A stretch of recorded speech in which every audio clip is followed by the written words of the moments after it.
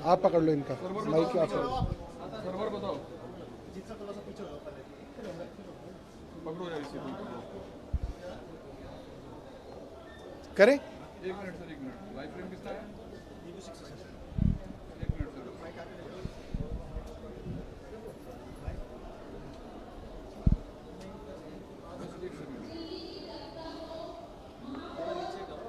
बहुत, हाँ यहाँ भाई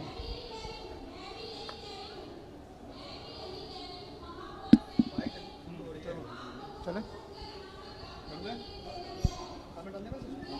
कोई नहीं, शुरू करें। कर सकते हैं। देखिए, भारतीय जनता पार्टी का घिनौना और बेईमानी का चेहरा आज पूरे देश के सामने है।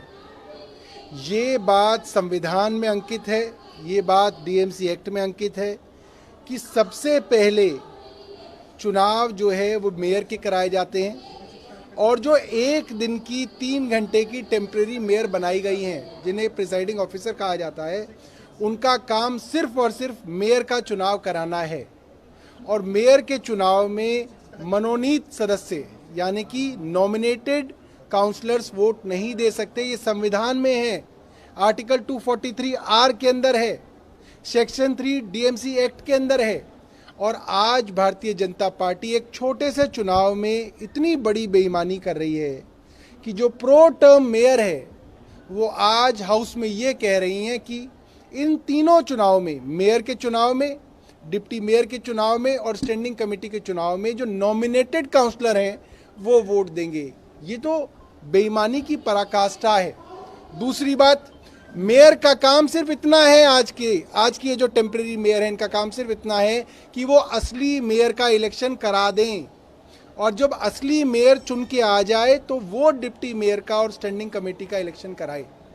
अब ये जो प्रिसाइडिंग ऑफिसर हैं ये खुद तीनों इलेक्शन एक साथ इसलिए कराना चाहती हैं क्योंकि बेईमानी करके, अपने अंतर्गत तीनों चुनाव करके, उस चुनाव को अपने तरीके से मैनिपुलेट करके ये भारतीय जनता पार्टी का शासन एमसीडी में स्थापित करना चाहते हैं। जबकि दिल्ली वालों ने वोट आम आदमी पार्टी को दिया। आम आदमी पार्टी सुप्रीम कोर्ट में भी गई, इसलिए गई क्योंकि भारतीय जनता पार्टी की केंद्र सरकार बेईमानी से ज़बरदस्ती सारे कानून को आग लगाकर, इलेक्शन कराकर ज़बरदस्ती भारतीय जनता पार्टी का मेयर बनाना चाहती है, जो कि संभव नहीं है। और मुझे लगता है कि आज पूरा देश इस चीज़ को देख रहा है कि इस छोटे से इलेक्शन में भी भारतीय जनता पार्टी बेईमानी कर रही है। सर, लेकिन पीठासीन अधिकारी ने हाईकोर्ट के जजमेंट का हवाला देते हुए कहा कि एक साथ तीनों के लिए मतदान होंगे और जो एल्डरमैन है जिस पर आप लोगों का विरोध है वो मतदान करेंगे। कोई हाईकोर्ट का पुराना कोई जजमेंट लेके आप आ जाएं, उसकी कोई वैल्यू नहीं है। सबसे बड़ी वैल्यू संविधान की है, सबसे बड़ी वैल्यू डीएमसी एक्ट की है। कोई पीठासीन अधिकारी इस तरीके से बेईमानी नहीं कर सकता। सुप्रीम कोर्ट ने ये साफ साफ कहा है। और ये मामला कुछ ही दिनों पहले दिल्ली की एक नॉमिनेटेड काउंसलर हाई कोर्ट में लेके गई। वो हाई कोर्ट का मामला पे डबल बेंच में गया।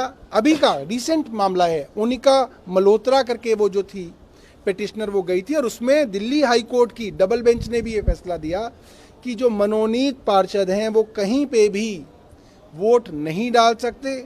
ये बात संविधान में है, एक्ट में है। हाई कोर्ट की डबल बेंच ने इस चीज़ को दोबारा से रेखांकित किया है। आप कोई पुराना फैसला ला के इस तरीके से बेईमानी नहीं कर सकते। और मुझे नहीं पता कि वो जो फैसला जिसका जिक्र ये कर रहे हैं वो फैसला हुआ भी है नहीं हुआ, क्योंकि ये तो इतने बेईमान हैं, फोटोशॉप करके कोई फैसला ला के कह देंगे कि इस फैसले के हिसाब से जो है हम ये कर देंगे। ये पूरी की पूरी तरह से, मतलब ये खुल्लम खुल्ला बेईमानी है। सर, 2 महीने चुनाव को हो गए हैं, 2 बार अटेम्प्ट हो चुका है मेयर इलेक्शन, दोनों बार हंगामे का भेंट चढ़ा। अब आपकी पार्टी की क्या स्ट्रेटेजी होगी? देखिए, अब तो इस देश के अंदर एक ही संस्था बची है जिसके ऊपर लोगों को विश्वास है, वो है न्यायपालिका। हालांकि केंद्र सरकार न्यायपालिका को भी किसी तरीके से ध्वस्त करने की कोशिश कर रही है, मगर आज की तारीख में तो न्यायपालिका ही एक ऐसा जरिया है जिस जरिए से हम इस कार्यपालिका को और विधायिका को बचा सकते हैं। तो हम लोग दोबारा से सुप्रीम कोर्ट की ही शरण में मुझे लगता है जाना पड़ेगा। इस तरीके से बेईमानी से तो आप चाहें कि भारतीय जनता पार्टी की सरकार बन जाए, ये संभव नहीं है। आज क्या फिर इलेक्शन होगा जो पीठासीन अधिकारी? देखिए, ईमानदारी से अगर इलेक्शन हो सकता है तो ही हो सकता है। आप ये कहें कि साहब, जैसे मैंने पहले भी कहा था कि आप ये कहें कि अब जो बाहर जो लोग खड़े हैं वो भी वोट डाल देंगे, ऐसे कोई ना होता। पीठासीन अधिकारी के मतलब कि कोई ये मतलब कि ये आपकी बपौती कोई ना है कि आप एक टेम्परेरी, वो भी इलीगल तरीके से बनाई हुई प्रिसाइडिंग ऑफिसर हैं और आप इतनी बड़ी बेईमानी करके जो है अपनी सरकार बना देंगे। आप सोचिए कल को क्या होए करेगा।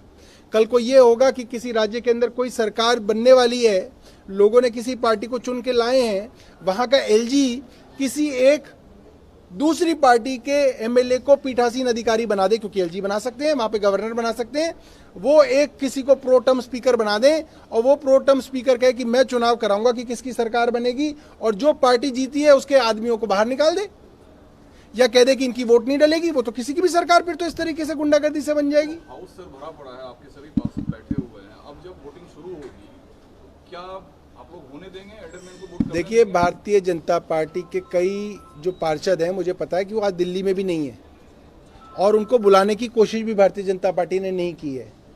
इसका मतलब साफ है, भारतीय जनता पार्टी की मंशा पहले से साफ थी कि आज ये चुनाव नहीं कराना, और भारतीय जनता पार्टी के पास नंबर नहीं है।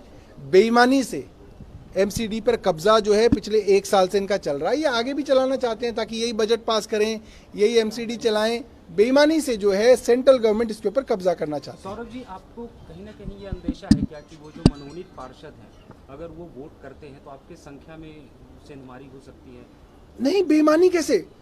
एक वोट भी बेईमानी की हम क्यों डलने देंगे भाई? कल को आप कहें कि आज मनोनीत पार्षदों को हम कह दें कि वोट डाल देंगे, परसों आप कह देंगे कि किसी और को भी क्या कीजिए, एलजी भी वोट डालेंगे यहाँ पे, ऐसे कोई ना होता है।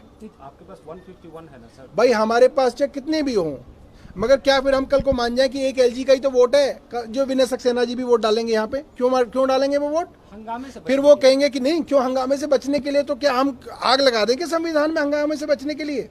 कल को वो कहेंगे कि जो मर गए पार्षद वो भी वोट डालेंगे, उनके नाम की उनके बच्चे वोट डालेंगे।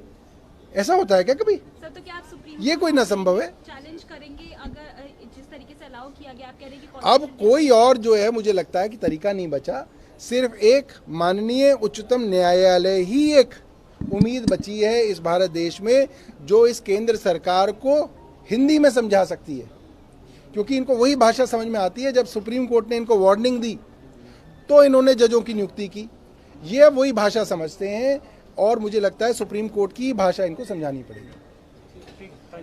Sir, party line